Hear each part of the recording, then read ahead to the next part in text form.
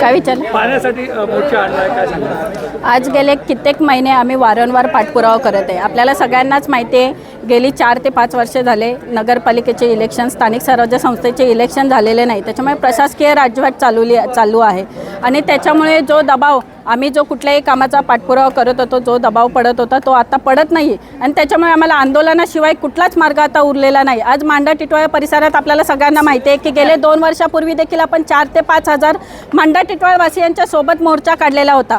तरीसुद्धा अद्याप कुठल्याही ठोस उपाययोजना या मांडा टिटवाळकरांसाठी करत नाही. मांडा टिटवाळकर काही टॅक्स भरत नाही आहेत, हे काही वेडे आहेत का? हे आमच्या बायका वेडे आहेत का? पोराटारांना घेऊन आलेले आहेत, तिथे शाळांच्या दांड्या मारून आलेले आहेत, काय काय जण बिना आंघोळीचे आलेले आहेत, आंघोळीला पाणी नाही. हा सराफ इथे बसून करतो का? इथे उठून काहीच उपाययोजना, हा अनिरुद्ध सराफ आल्यापासून इथे कुठल्याही प्रकारची काहीच योजना, कुठलाही काही त्रास असेल, पंपिंग बंद असेल, लाईट पुरवठा मोहिली प्लांटवर बंद असेल, काय विचारलं मला माहिती नाही. मग तुला माहिती नाही, मग तू उपअभियंता आहेस, या प्रभागाचा 10 प्रभागांचा उपअभियंता आहेस, मग तुला काहीच माहिती नाही तर सोड खुर्ची, जा. तुला कुठे केडएमसीचं अजून एक सांगते की कुठलाही सेवानिवृत्ती व्हायला कुठले अधिकारी असले, कामाचे कुठले अधिकारी असले की टाकले आमच्या अप्रभागाला. अप्रभागाचे काय मांडा टिटवाळकर किंवा असू दे, अप्रभागाचे सगळेच ओढ असतील. आम्ही काय टॅक्स भरत नाही का? मग आम्हाला सोयी सुविधा करण्याचं तुमचं नियोजन करायचं नाही का?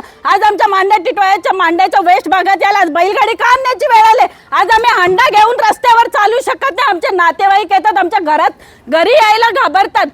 माझ्या इथे काल परवा 2 महिन्यापूर्वी पूजा होती, एक बाई आमचे नातेवाईक आली, स्कूटीवरून आली, पाय कोलमडून पडली. हो तुम्ही बघा रस्ता आमचा, रस्त्यावर चालू शकत नाही तर हंडा घेऊन काय चालणार? म्हणून आज बैलगाडी घेऊन, आज पाण्यासाठी आज आम्ही बैलगाडी घेऊन यायची वेळ आली. हो या अनिरुद्ध सराफला सांगा, एक डोक्यावर रिकामा हंडा घेऊन आमच्या रस्त्यावरून चालून दाखवावंच, कळेल याला का कसं बायका कशा आमच्या सहन करतात. या वेळा नाही तिथं आलेला, प्रेग्नंट बाया पण इथं आलेल्या आहेत. हो बघा जरा डोळे खोलून, आज आतमध्ये केबिन मध्ये बसलात, बघ ना जरा बाहेर येऊन याचे जर डोळे फुटलेले असतील तर.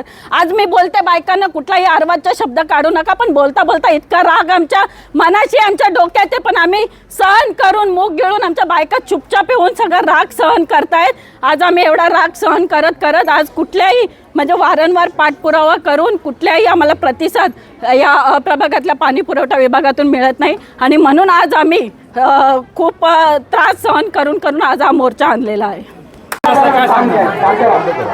मांडा टिटवाळा परिसरातील हा जो मोर्चा आलेला आहे, मांडा पश्चिम या ठिकाणी जो पाण्याचा प्रश्न आहे जास्त प्रमाणात, तर रेल्वेच्या रुळाखालून जी लाईन आपल्याला पुस्तू करून क्रॉस करायची आहे ती झाल्यानंतर पाणी प्रश्न सुटेल. तसंच मांडा पश्चिमेला पण आपण एक ESR बांधतो आहे, तो पूर्ण मार्च एंडपर्यंत होईल.